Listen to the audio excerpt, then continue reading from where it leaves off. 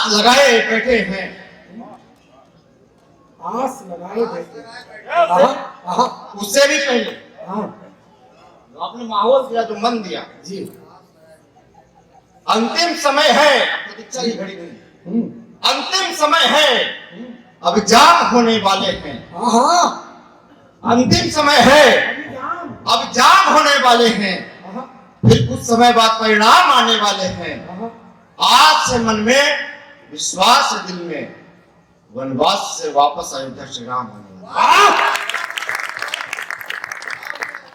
युवा शक्ति पीछे बैठी हुई, क्या बात। आस लगाए बैठे हैं, अब तिलक की तैयारी करो। आहा, आस लगाए बैठे। आपने जो मन दिया, जी जी जी जी। आस लगाए बैठे हैं, अब तिलक की अब तिलक की तैयारी करो। श्री राम जी के स्वागत की भव्य तैयारी करो।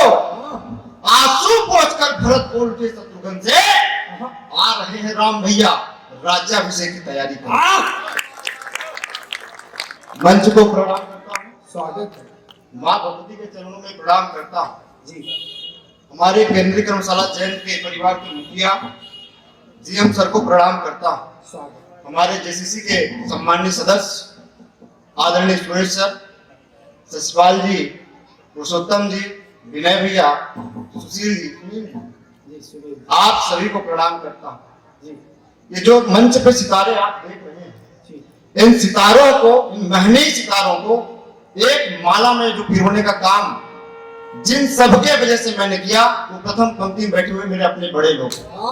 एक बार मैं चाहता हूं कि पूरा सदन केंद्रीय कर्मशाला जैन के समस्त विद्वान और वरिष्ठ जनों के लिए एक अभिनंदन की तालियां तो होनी ही चाहिए।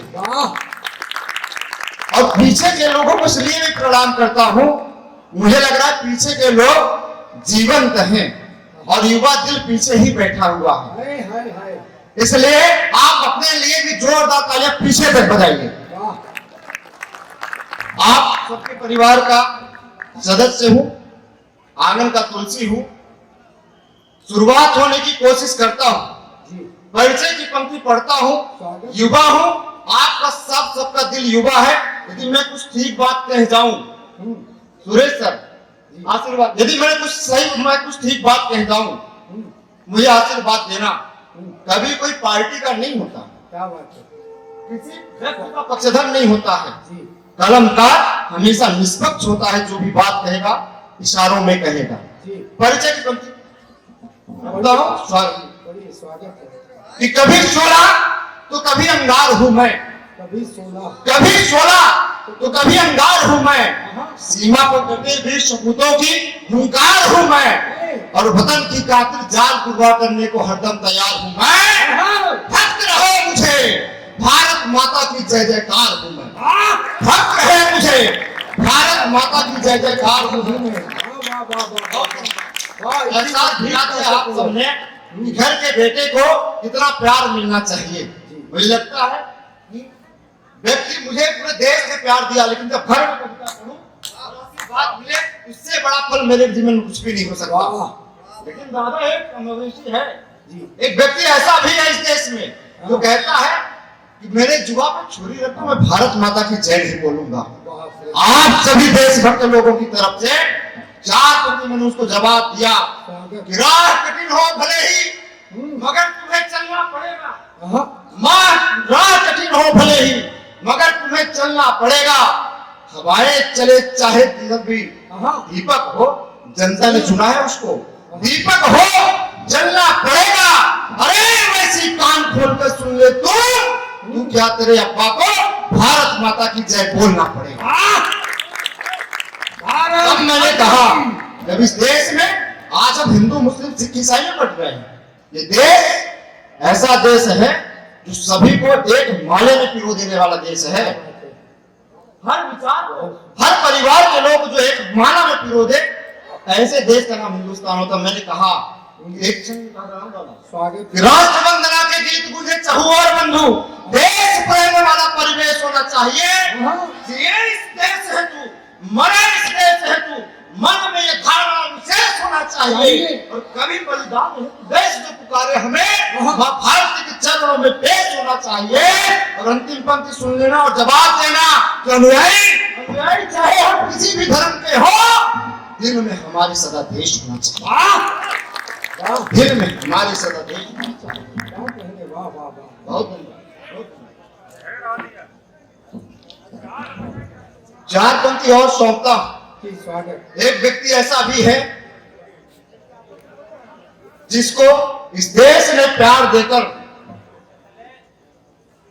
देश के सबसे बड़े पद पर पहुंचाया, लेकिन जब वो व्यक्ति इस कुर्सी से नीचे उतरता है, पुरुषोत्तम भैया, जब वो व्यक्ति इस देश के उस कुर्सी से नीचे उतरता है, कहता है इस देश में एक विशेष कौम डरा हुआ है, एक विशेष तबका डरा हुआ है। जी जी। मुझे लगता है ये देश हिंदुस्तानियों का है, हिंदू मुस्लिम सिख ईसाई का नहीं, केवल ये देश इंसान और मानवता का है। वाह वाह वाह। मैंने कहा कि न हिंदू बनो, न मुसलमान बनो, न सिख बनो, न पठान बनो, कहां फंसे हो जाति धर्म के बंधन में, इंसान के बच्चे हो इंसान। वाह, बहुत इंसान के बच्चे हो इंसान। मेरा मनोबल बढ़ाइएगा। पीछे युवा शक्ति बैठी हुई है, या आप अच्छे जोश से सुनेंगे तो अच्छी जोश के साथ मैं कविता भी सुनाऊंगा जी। वाह, एक बार आपके लिए जोरदार ताली। पथ में यदि कहीं खाई हो, उस खाई को पाट दो।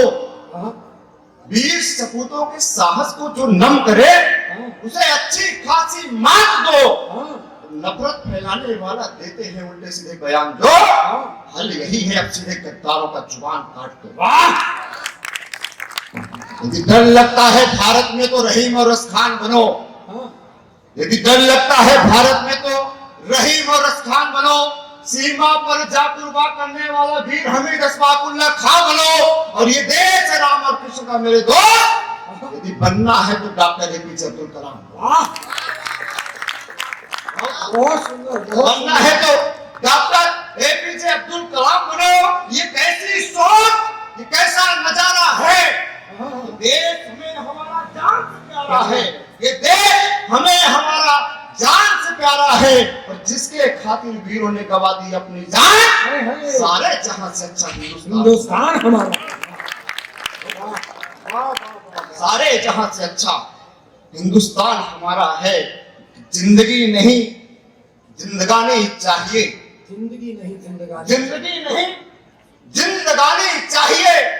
रगों में बहे देश प्रेम की लहू, ऐसी रवानी चाहिए। और देश द्रोहियों का सीना चीर है, ऐसी जवानी चाहिए। न हिंदू, न मुसलमान, न सिख, न पठान, बस दिल हिंदुस्तानी चाहिए। बस दिल हिंदुस्तानी चाहिए। बस दिल हिंदुस्तानी चाहिए। इस देश में आंदोलन होते रहते हैं। मैं किसी भी आंदोलन का विरोधी नहीं हूँ, देश में आंदोलन होना चाहिए। लेकिन कुछ दिन पहले, कुछ महीनों एक देश में विशेष प्रकार का आंदोलन हुआ। आंदोलन का विरोधी नहीं, आंदोलन का समर्थक हूँ, लेकिन जब राष्ट्र पर आंच आएगी किसी आंदोलन से, तब पीड़ा होती है। और आप सबके पीड़ा को यदि मैंने सही बात में कह दिया हो, यदि मैंने कुछ लिखने का सही अच्छे से प्रयोग किया हो कुछ में, तो मुझे आशीर्वाद देना। अभी देश में घटना हुआ, एक आंदोलन हुआ, लाल तिरंगा फहर रहा था, लेकिन उस तिरंगे को हटाकर कोई अलग झंडा लगा दिया जाता है। मुझे लगता है मेरा अपमान नहीं, हम सभी हिंदुस्तानियों सही बात। और आप सबकी तरफ से बड़ी जिम्मेदारी के साथ चार पंक्ति सौंपता हूँ। स्वागत। क्या है तिरंगा? आपने भी तिरंगे की बात की, माँ भारती की आन बान शान तिरंगा है। क्या है तिरंगा? माँ भारती की आन बान शान तिरंगा है। हिंदू मुस्लिम सिख ईसाई इन सब का हिंदू मुस्लिम सिख ईसाई इन सब का पहचान तिरंगा है। सीमा पर डटे वीर सपूतों की अरमान तिरंगा है। और वंदे मातरम राष्ट्रगान हिंदुस्तान की पहचान तिरंगा है। वाह। तो माँ भारती की आरती गुनगुनाना बंद नहीं करूंगा। माँ भारती की आरती गुनगुनाना बंद नहीं करूंगा। देश में जातिवाद संप्रदायवाद का विषय फैलने नहीं दूंगा। और शहीदों की चिताओं के आग को ठंडा होने नहीं दूंगा। मेरा शीश भी भले कट जाए, मगर तिरंगा झुकने नहीं दूंगा। तिरंगा झुकने नहीं दूंगा। दादा युवा शक्ति यहाँ पे ज्यादा युवा दिल के लोग ज्यादा लोग बैठे हैं, लेकिन मुझे लगता है कुछ कई लोग कहते हैं देश में कि युवा पथभ्रष्ट हो गया है। शशिपाल जी, कुछ लोग कहते हैं कि युवा पथभ्रष्ट हो गया है। आपके बीच का युवा, आपका प्रतिनिधित्व करने वाला, आपकी बात मंच से करने वाला, यदि मैंने कुछ सही बात, कौन होना चाहिए हमारा आइडल? किसको हम बताएं कि हमारा प्रेरणा स्रोत है? अगले शाहरुख खान को? बीवी के पल्लू के नीचे छिपने वाले आमिर खान को? यदि मैंने आपकी तरफ से कुछ अच्छी बात कह दिया हो, क्या होना चाहिए हमारा प्रेरणा स्रोत? धर्म रक्षा करने हेतु धर्म रक्षक संत बनो, सच को सच कहने वाला दिनकर और दुष्यंत बनो, सच को सच कहने वाला दिनकर और दुष्यंत बनो, और जिसने भारत माँ का मान बढ़ाया विश्व पटल पर। युवा पीढ़ी सभी संभलकर विवेकानंद बनो, युवा पीढ़ी सभी संभलकर विवेकानंद बनो। एक विशेष कविता, प्रतिनिधि कविता पढ़ना चाहता हूँ, 2 मिनट की। स्वागत। हमें देश के महनी व्यंग्य के कवि हमारे भी डॉक्टर संपत सरल जी हैं। एक छोटे से आमंत्रण पर मैंने कहा दादा पधारना है, उन्होंने कहा बेटा मैं पधार रहा हूँ। ऐसे सरल व्यक्ति हमारे बीच में, बड़े महनी व्यक्ति जी, बहुत महनी कलमकार हैं। जिस व्यक्ति, जिस कवि को मैंने आमंत्रित करते हुए खुद गौरवान्वित महसूस कर रहा हूँ। एक बार मैंने फोन किया, लेकिन दोबारा उनका बोला बेटा मैं आ रहा हूँ, और आने के बाद ही मुझसे फोन पे बात किए। एक बार मैं चाहता हूँ मंच की गरिमा आदरणीय डॉक्टर संपत सरल जी को एक बार जोरदार तालियां बजाएं। एक कविता विशेष रखना चाहता हूँ, अपने स्थान होगा। इस देश में जब भी हम कुछ भी न्यूज़पेपर अखबार देखते हैं, जब भी सुबह अखबार पढ़ते हैं, उसमें देखते हैं इस माँ के साथ ये घटना हो, उस बहन के साथ इस घटना हो, ये बिटिया पर घटता है। 4 पंक्ति की सुनिएगा। क्या होती है बिटिया? जो दूर जाने पर पास का एहसास दिलाए उसे कहते हैं बिटिया, नहीं है कह देने पर मान जाए उसे कहते हैं बिटिया, बीमार हो जाने पर जो दवा की याद दिलाए उसे कहते हैं बिटिया, पति के हो जाने के बाद भी जो पिता को ना भूल पाए उसे कहते हैं।